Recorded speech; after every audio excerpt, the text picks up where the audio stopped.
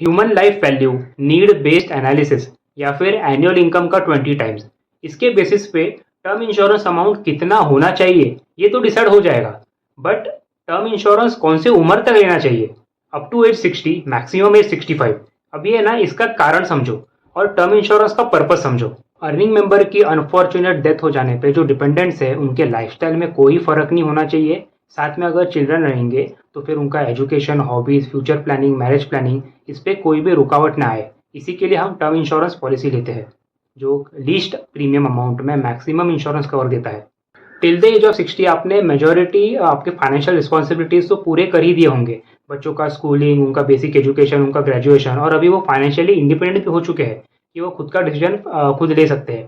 तो ऐसे समय पे आपका खुद का और स्पाउस का रिटायरमेंट प्लानिंग और हेल्थ इंश्योरेंस पे फोकस बहुत अच्छी तरीके से होना चाहिए, ना कि टर्म इंश्योरेंस के प्रीमियम भरने पे। अगर आपको लगता है कि आपको टर्म इंश्योरेंस कवर है वो अप टू एज 85 या 90 तक परचेज करना चाहिए तो फिर आप बिंदास करिएगा, उसमें कोई प्रॉब्लम नहीं है। बट आप ये ज़रूर समझिएगा कि आपकी तभी तक अप टू एज 90 तक का प्रीमियम पेमेंट भरने का कैपेसिटी भी होना चाहिए। वो ऐसा नहीं होना चाहिए कि आप अपने बच्चों के ऊपर एज अ लायबिलिटी उनको बोल दो कि आप पेमेंट कर दो करके। और आपका रिटायरमेंट प्लानिंग और हेल्थ इंश्योरेंस भी एकदम मजबूत होना चाहिए।